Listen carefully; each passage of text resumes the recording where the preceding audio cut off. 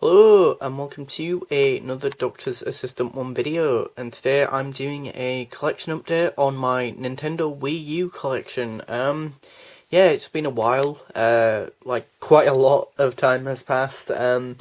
Basically I'm recording this on the 29th of June, and this will probably be uploaded in July, but in August it will be 3 years since my last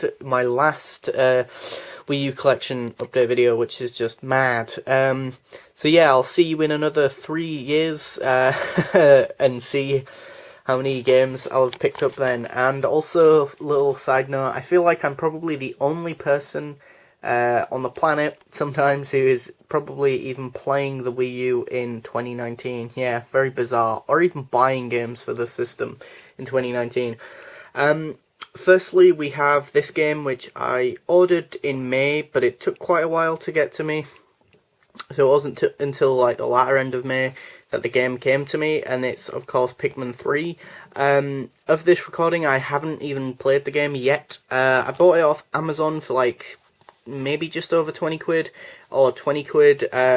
So it's just a bit annoying though, because if it's less than 20 quid, then you still have to pay P&P.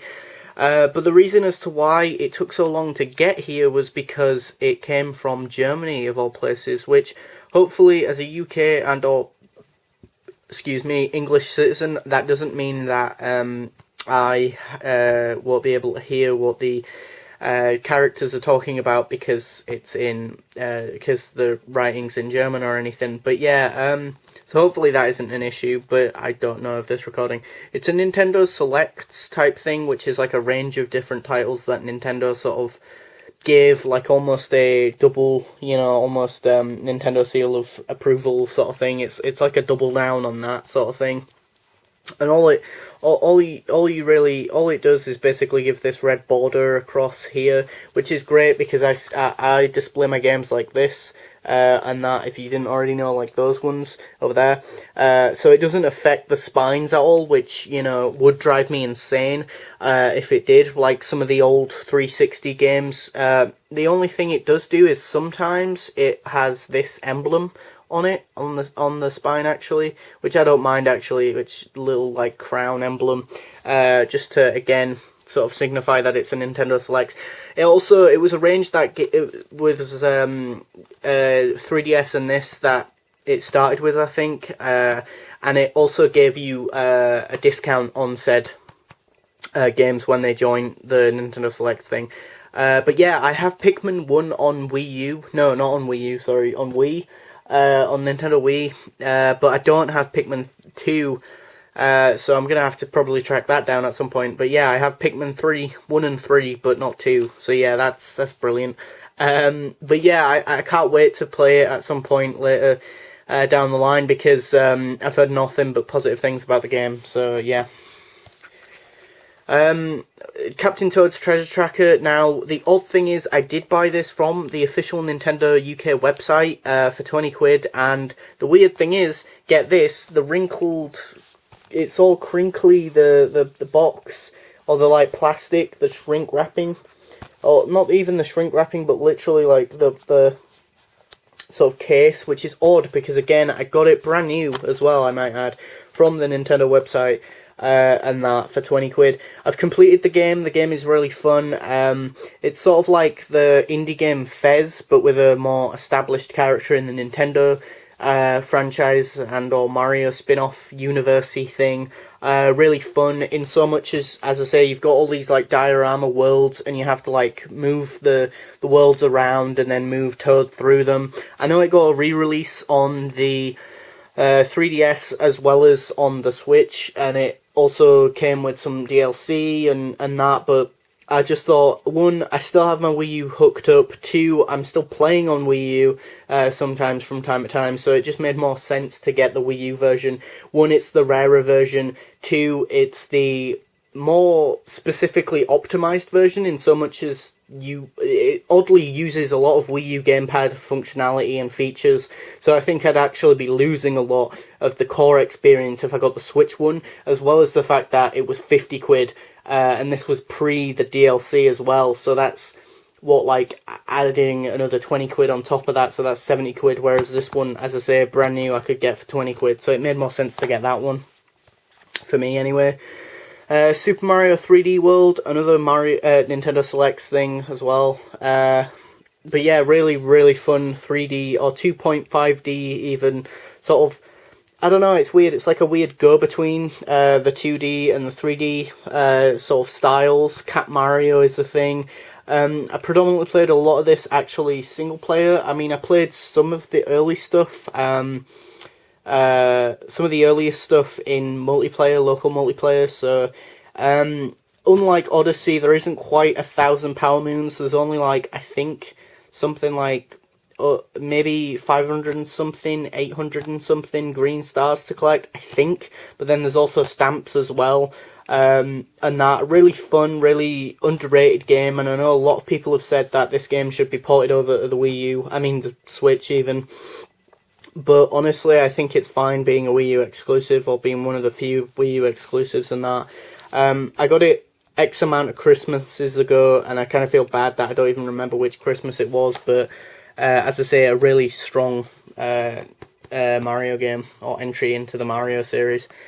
Sonic and Sega All-Star Racing Transformed. I've only really played about 4 hours of this. I haven't really played that much. I can't really even think of what to say about this, other than it's one of the few third-party games that I've got on the Wii U.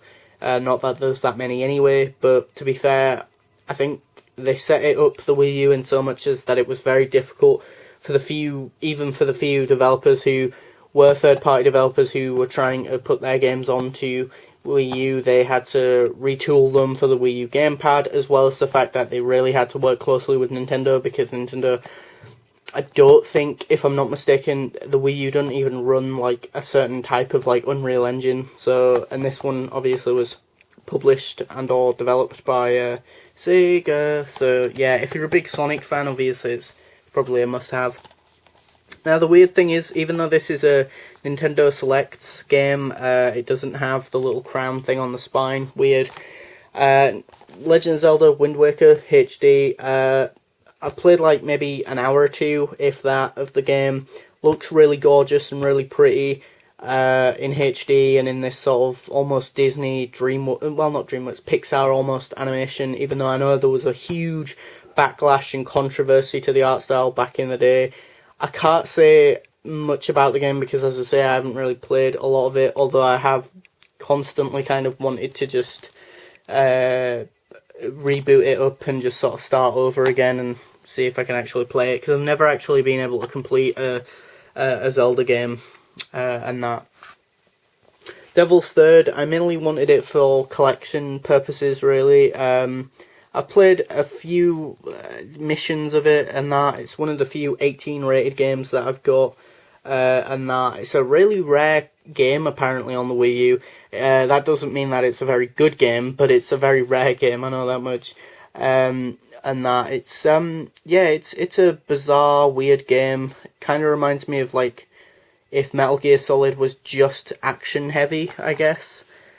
Pokken Tournament. Wow, I really do regret buying this brand new. Also, I think I got Devil's Third for a Christmas, I think. So I didn't actually have to pay any money for that, I think. If not, birthday maybe.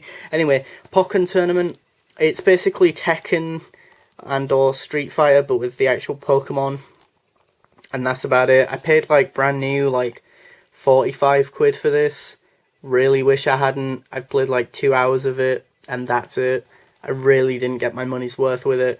And if you're wondering why I haven't already traded it in, one, because I probably get next to nothing for it, and two, just because it's part of the collection now, and I kind of want to get a full set of Wii U games. That's like a what if, like, dream of mine, sort of thing, or a guilty dream of mine. Splatoon, the original game, which is probably very battered, like the copy that I have, because it just has probably cheesy Dorito stains, and yeah, it's really worse for wears, the box, to be honest. What can I say about the game? I mean, I love Splatoon so much, and the world and the characters, and I spent a good 200 hours in this game, and that in the original Splatoon. absolutely phenomenal brand new IP from Nintendo. One of the better up there, like in the top 5 Wii U games, I think, and hidden gems even maybe of the goddamn thing. But yeah, I love Splatoon. Yoshi's Woolly World. It's a good game. I honestly kind of prefer Crafted World, and I'm not on Switch, and I'm not just saying that because I actually completed it, but also it's got its a bit more distinct art style, and that because you got to think as well, like pre this game, Kirby's Epic Yarn kind of did the yarn stuff, and then also you can kind of see that the Wii U wasn't particularly popular in contrast to the 3DS. So they ported this game, like a lot of Wii U games also got ported over to the 3DS and had like portable, less sort of good versions, but also slightly different versions. They were like more handheldy, watered down versions than the console ones, but the irony is that even though that is the case, they probably sold more because more people had 3DSs, it had a bigger install base, so even though this is probably the prettier version, it just tells you that, you know, regardless of whether or not, you know, the graphics are good or the gameplay is better elsewhere, people will buy it on the things they have available because, you know, convenience. I did get a massive yarn, Mega Yarn Yoshi for the game as well, and that, and I love the Poochie Pups, and I don't hate the art style by any means. I just, as I say, I think I prefer some of the little quality of life improvements in Crafted World, and that, and I am kind of just sort of around World 2, the deserty world, and I'm not particularly far in the game, so...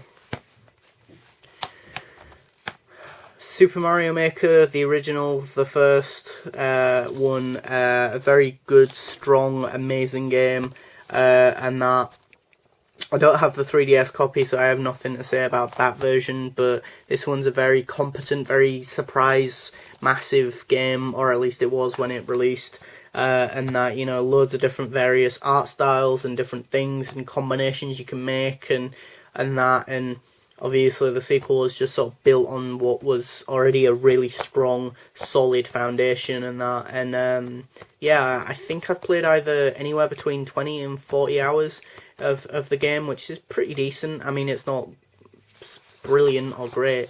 It's in this yellow case instead of a blue one, which does kind of, my OCD, as it were, kind of does go a bit nuts about that, but then again, it's like, it's a special release, who gives a crap, but yeah, I don't know.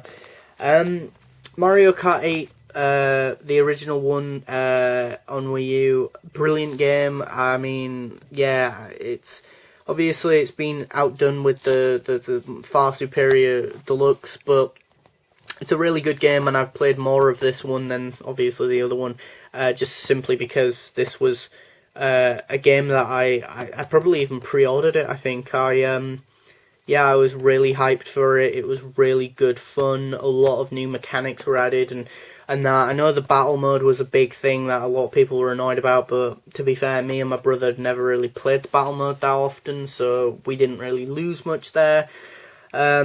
But yeah, phenomenal game, really, really love it, got the DLC, happy that I didn't have to rebuy the DLC for Deluxe, and yeah, I've probably spent about 150 hours maybe, I think, in the original game, I think, if I'm not mistaken, but yeah. Super Smash Bros. For Wii U, yeah, I mean, it's a phenomenal fighting game. Obviously, it's been blown out of the water with Ultimate and that, and I did enjoy it for what it was. I'm not the biggest fighting fan, but this sometimes feels more like an arcadey party game type thing sometimes. I guess it depends on how you play it, and I love the fact that this franchise in particular, even though it's a fighting game, as it were, it very much like, say, Odyssey, it scales to the difficulty that you want, in so much as if you're just playing it, as I just said, you can play it as like a goofy party game, party mode, arcadey type game, where, you know, I don't know, like, every time you fell off the stage you take a shot or something of alcohol if you wanted to, and that, or you could be like uber esports competitive about it, you know, like some people are, which is fine either way, and I like the fact that the game doesn't have a specific restriction of like, no, this is the way the game plays, or this is the way the game plays, you know, one or the other. New Super Mario Bros. U. I have quite a bit of nostalgia for the game, even though it's quite dusty. I'll be honest, I don't particularly like the art style as much anymore. The older I'm getting, it's a bit too sort of safe, I guess. However, I do have nostalgia for the game because me and my brother completed it together, so it's one of those games that I have fond memories of playing with him. Playing with my older brother with this game, because he would be really good at doing the boss fights, whereas I would be good at doing the more intricate little finesse, doing a bit more finesse, sort of finagling as it were, in some of the levels and that, whereas he'd always try and speed run through a level and then die, but I'd be terrible at the bosses and he'd be great at the bosses, so we did need each other there. Hyrule Warriors, I could never get into this game. It's a spin-off of Legend of Zelda. It's a Dynasty Warriors type game. Yeah, I'm not a massive fan, unfortunately. Lego City Undercover, I absolutely adored this game. I've completed it. I've not 100%ed it, but I want to say I'm like, I don't know, like over 50% easily, because obviously going through the main story gave you at least that much, and I loved it. It's basically like an open world Lego GTA type game, actually it's probably more akin to the Crackdown series, but Lego, because you are playing as the good guy. You're playing as one of the cops who I can't remember the name of, and I'm sure as well the version that I bought came with a Lego minifigure of him, and that as well. Really funny, really utilised the Wii U gamepad really well, actually. This was one of the few third-party games that did, actually, because it's by TNT Games, innit, or whatnot. Unfortunately, it has later since been ported over to the Xbox One and PS4, as well as the Switch as well, and even the 3DS, but honestly, I wish it had just stayed as a Wii U exclusive, because that's where it felt the most epic and sort of utilised the hardware and that. And I think when you port these games that utilise the hardware of the Wii U, or the unique hardware and control schemes of, not even so much unique hardware, but control schemes of the Wii U gamepad, when you port them over to other things, it just devalues and almost devalues almost all the time, effort and resources that the few developers other than Nintendo did put into using the Wii U gamepad. Mini rant over, I guess, on that one. Nintendo Land, for lack of a better term, a hidden gem. Well, I say a hidden gem, but in so much as if you didn't buy the far not superior, but a far worse Wii U version, or Wii U that was the white 8GB one, then you got a copy of this, I think. But if you got the version that I did, which I'll talk about in a minute, you didn't get this game, and it's, as I say, it's a brilliant launch title. Honestly, I think it's better than Wii Sports, and it's because it's a sort of party game. It's this sort of really brilliantly fun, entertaining party game where you can play Nintendo. You're in a Nintendo theme park, basically, a virtual Nintendo theme park, which is just amazing and really fun. There are a lot of solo games as well as some multiplayer games, which back in the day when my Wii U was a bigger thing, and that pre-sort of Switch, I did actually play quite a few of the other games with a few other people, and that was always really fun. And it's one of, if not the only party game that I've got in my Wii U collection, as well as just generally on all my consoles and that. So very big title for me personally.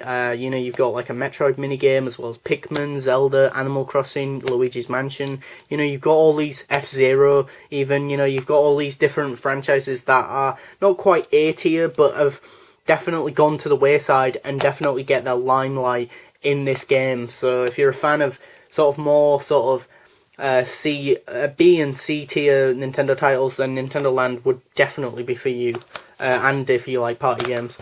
Zombie U, because I got the Zombie U Deluxe, or Black Wii U with the Zombie U Deluxe pack, so I got the Wii U and the gamepad, Pro Controller, and Zombie U, which at the time was like 40, 50 quid on its own for like 250 quid. Or £250, as well as the Pro Controller, which that on its own was like 50, 60 quid. Obviously, this game, published by Ubisoft, did very quickly go down to like 5 quid, pre-owned in some gaming stores, but even so, it's a very fun game. I've played a lot of the multiplayer, not so much on the, not that much on the single player stuff side of things, but it does have like this weird permadeath. It's very interesting, very unique. Used the Wii U gamepad pretty well with the inventory sort of stuff. Very atmospheric, very dark, very mature. It's an 18 rated game, which you don't really see much on Nintendo consoles. Again, it's published by Ubisoft, or developed and published by Ubisoft, maybe even Solve. And yeah, it's a really good example of early sort of third-party support for the Wii U before, you know, that very much quickly fizzled out, unfortunately. But yeah, that was my Wii U collection update video.